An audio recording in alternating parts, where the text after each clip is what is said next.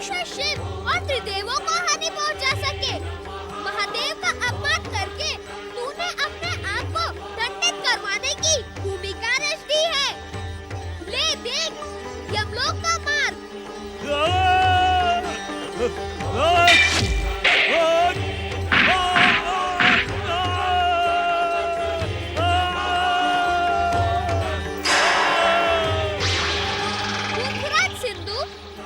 श्री महागणेश के विधान के अनुसार तेरा वध मुझ मयूरेश्वर के हाथों ही होगा, परंतु वह समय अभी दूर है।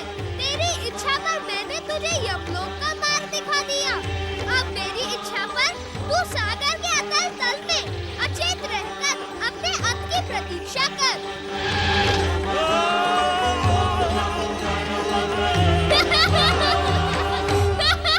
चुप न जाना बड़े भैया, मैं तो लक्ष्य साध ही लूंगा।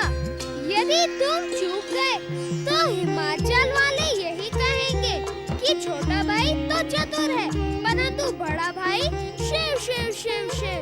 ये उचित नहीं है अनुज गणेश, तुम मेरी एकाग्रता में बाधा पहुंचा रहे हो। शांत नहीं रह सकते? शांत ही तो नहीं रह सकता मैं, फिर भी प्रयास करता हूँ।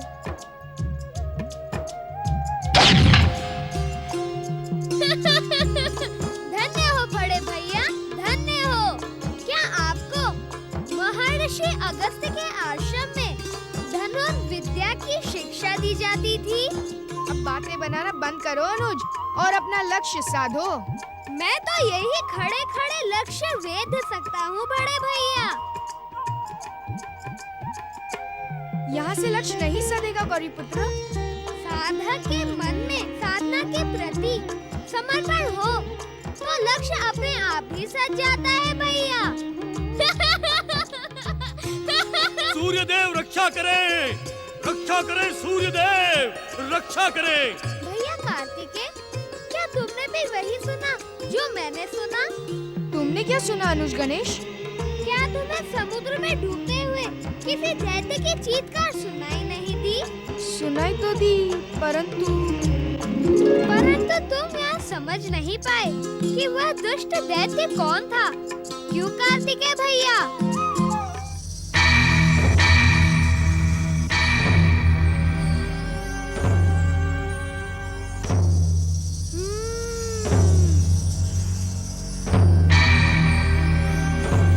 पूजा भैया, जिसने अभी अभी तुमसे बात की, वह स्वर किसका है?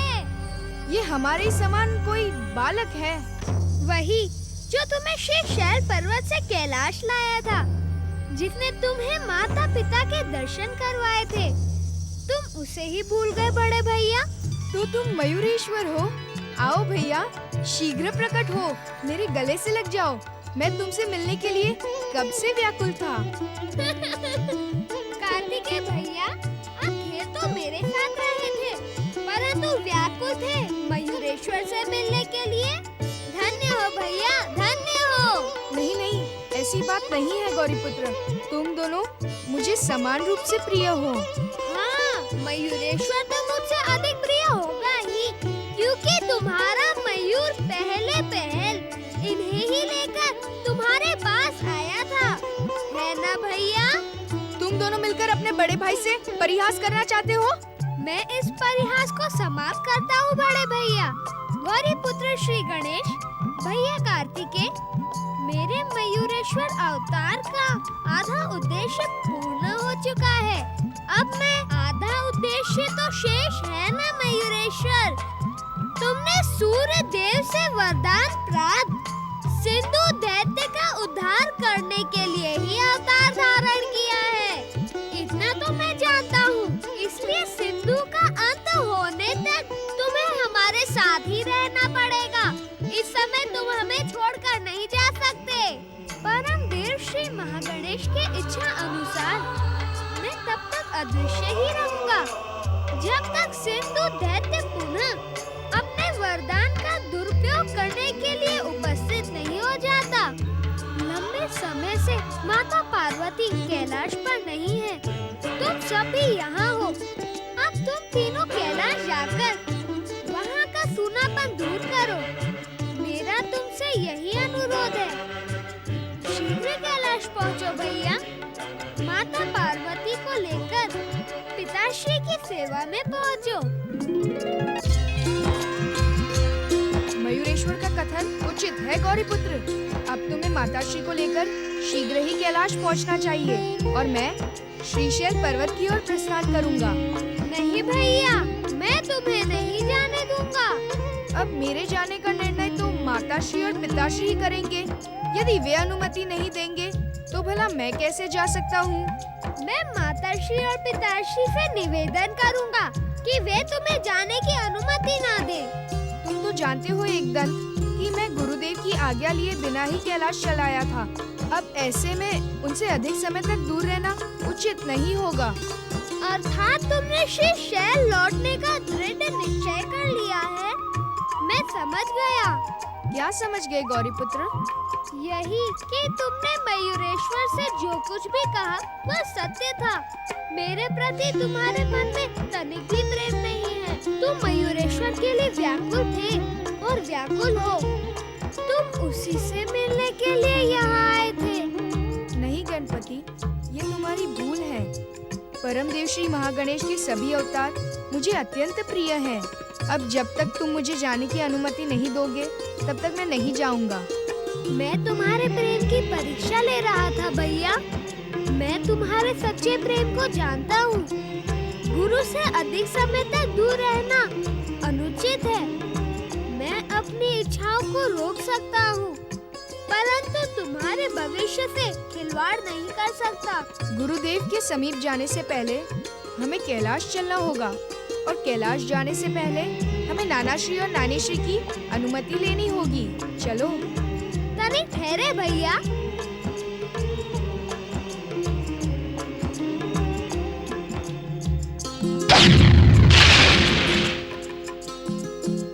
सुंदर, अति सुंदर गणेश। चलो।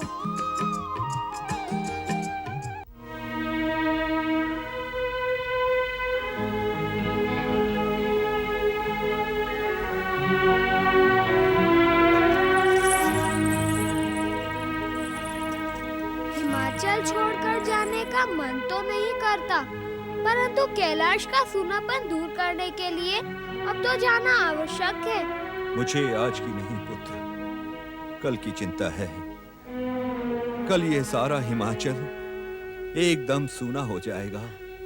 हमने तो सोचा भी नहीं था पार्वती कि तुम इतनी शीघ्र हमें छोड़कर चली जाओगी। नानी श्री, मैं छोटे मुंह बड़ी बात कह रहा हूँ, इसीलिए मुझे क्षमा कर दीजिएगा। अब कोई माता अपनी पुत्री को सदा के लिए तो अपने साथ रख नहीं सकती ना। और आप तो जानती ही हैं कि माता के बिना कैलाश जीवनहीन हो गया है। नानाश्री, हम आपकी स्नेह छाया को छोड़कर जाना तो नहीं चाहते, परंतु कैलाश की स्थिति का अनुमान लगाकर हम तुम्हें रोकेंगे नहीं पुत्र, किंतु इतना अवश्य कहेंगे कि तुम तीनों के बिना यहाँ का जीवन एकदम निर्जीव हो जाएगा पुत्र, एकदम निर्जीव हो जाएगा। और हाँ, यदि संभव हो तो एक बार फिर शीघ्र चले आना यहाँ। अवश्य, यदि पिताश्री की इच्छा हुई तो हम पुनः आएंगे। आपकी पाकशाला के मोदकों और लड्डुओं का स्वाद मुझे स्वयं ही यहाँ खींच लाएगा नानी श्री। गजानन, हमने तुम्हारे लिए मोदक और लड्डू पर्याप्त मात्रा में रखवा दिए हैं। आप धन्य हैं नानी श्री।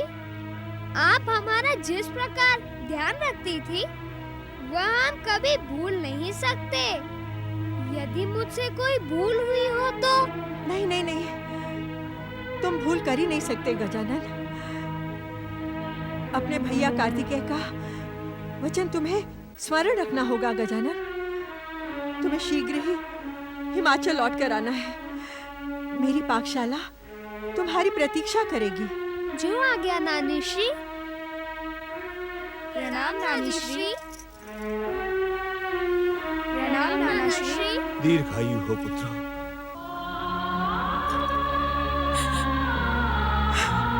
सदा सुहागन रहो पुत्री।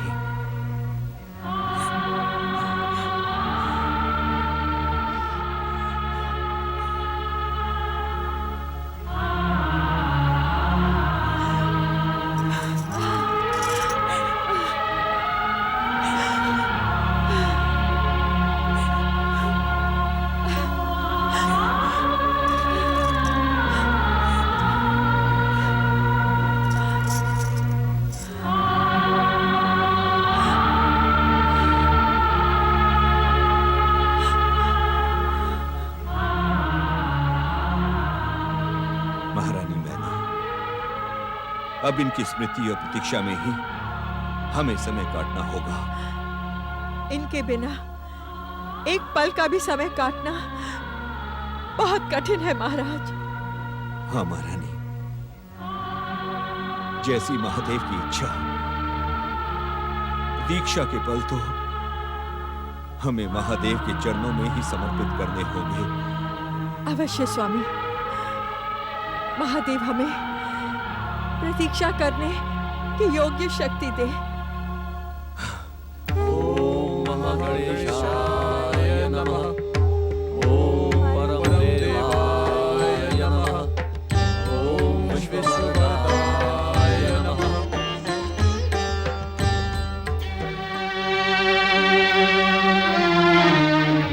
क्या हुआ स्वामी?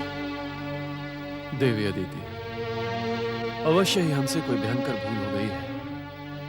अन्यथा इतने लंबे समय तक परम देव श्री महागणेश की अखंड आराधना करने के पश्चात हमें उनकी कृपा का अवश्य कोई संकेत मिलता। आप सत्य कह रहे हैं स्वामी। विश्व को वरदान देने वाले हमारे आराध्य परम देव श्री महागणेश हमसे रुष्ट हो गए हैं। ऐसे में हमारा जीवित रहना भी व्यर्थ है। नारायण नारायण। प्रणाम ऋषिवर। प्रणाम प्रणाम देव माता अदिति। देवराज, ऐसा प्रतीत होता है कि परमदेव श्री महागणेश की आपकी अखंड आराधना सफल सिद्ध हुई। मैं कुछ समझा नहीं देव ऋषि। नारायण नारायण। देवराज, परमदेव श्री महागणेश के मयूरेश्वर अवतार ने सूर्यदेव के वरदान से उत्पन्न सिंधु दैत्य को समुद्र के अतल तल में अचेत पड़े रहने को विवश कर दिया। उचित समय पर उचित समाचार सुनाकर आपने देवराज इंद्र को आनंदित कर दिया है। आप धन्य हैं। देवराज, मैं तो मात्र संदेश वाहक हूँ। यदि आपको आभार व्यक्त करना ही है तो परमदेव श्री महागणेश एवं अपने माता पिता का आभार व्यक्त करें, जिनकी सहायता से आपको सिंधु दैत्य के भय से मुक्ति मिली है। अवश्य देव ऋषि, अवश्य। आपकी लीला अपरंपार है श्री महागणेश। आपकी जय हो। पिताश्री, माताश्री, मैं आपके श्री चरणों को प्रणाम करता हूं। आपकी कृपा से स्वर्ग पर आया भयानक संकट टल गया। अब मैं सूर्य के पास जाऊंगा और उसे। पुत्र इंद्र, अपने भाई से शत्रुता बढ़ाना तुम्हारे लिए उचित नहीं होगा। तुम्हारी माता उचित कह रही है पुत्र।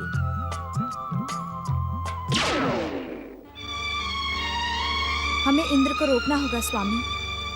इंद्र और सूर्य के मध्य शत्रुता विनाशकारी सिद्ध हो सकती है। नारायण नारायण। देव माता अदिति एवं ऋषिवर, कृपया आप निश्चिंत रहें। परमदेव श्री महागणेश की कृपा से दोनों भाइयों को सद्बुद्धि प्राप्त होगी। शत्रुता का ये संकट मित्रता और प्रेम में बदल जाएगा। नारायण नारायण। ओम महागणेशाय नमः। ओम नमः शिवाय। ओम नमः शिवाय। ओम नमः शिवाय। ओम नमः शिवाय। ओम नमः शिवाय। ओम नमः शिवाय। ओम नमः। पति परमेश्वराय नमो नमः। आप लौट आई माता। कैलाश पर जीवन लौट आया। माता, अब कभी भी अपनी कृपा से हमें वंचित न कीजिएगा। मेरी कृपा सदा तुम्हारी साथ ही थी। यहाँ न रहते हुए भी मैं सदा तुम्हारे साथ थी। हे महादेव, हमारी प्रार्थना सुने। हमारी प्रार्थना सुने महादेव। हमारी प्रार्थना सुने। हमारी तपस्या सफल करे शंकर। हमारी तपस्या सफल करे शंकर। गजानन, ऐसा प्रतीत होता है कि इन दूर से आते हुए स्वरों को सुनकर तुम्हें कोई आश्चर्य नहीं हुआ? आश्चर्य कैसा बड़े भैया? यदि तुम अपनी दिव्य दृष्टि का प्रयोग करते तो तुम भी समझ जाते कि यह स्वर है किसका। हम तो दिव्य दृष्टि से देख नहीं सकते। ये किसका स्वर है श्री गणेश? यह स्वर देवांतक और नरांतक दैत्यों का है, जो देवों और नरों का अंत करने के लिए पाताल लोक से पृथ्वी आकर पिताश्री शिव शंकर से वरदान पाने के लिए तपस्या कर रहे